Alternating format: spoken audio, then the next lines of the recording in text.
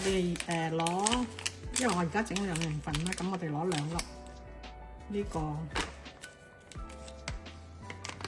蔬菜魚嘅湯底，擺喺水度溶下先，然之後煲滾啲水。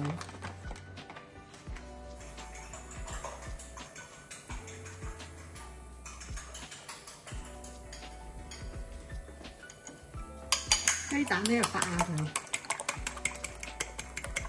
一陣間攞嚟做蛋花。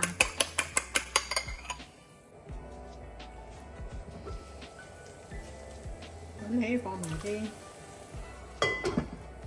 番茄落去，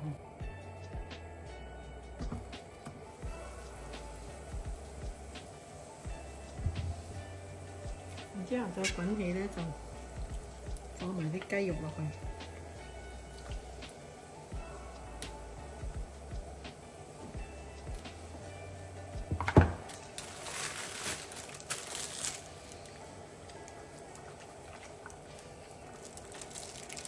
之後放烏冬，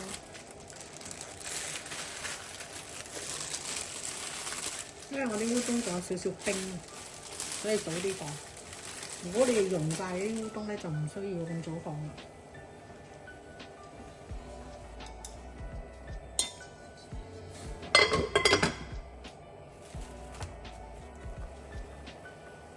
去到一半熟，大半熟咧就可以放菜啊嗰啲啦。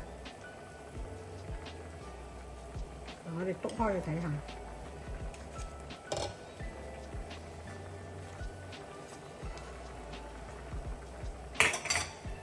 之後我哋就放埋啲帶子落去，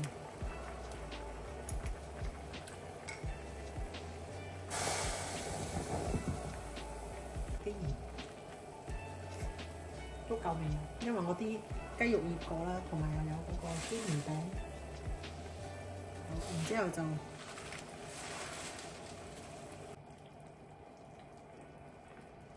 喺另外嗰邊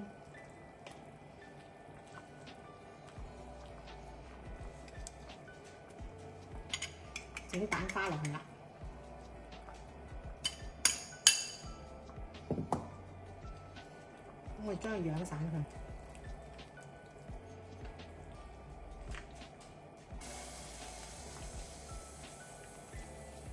然之後就可以熄火啦。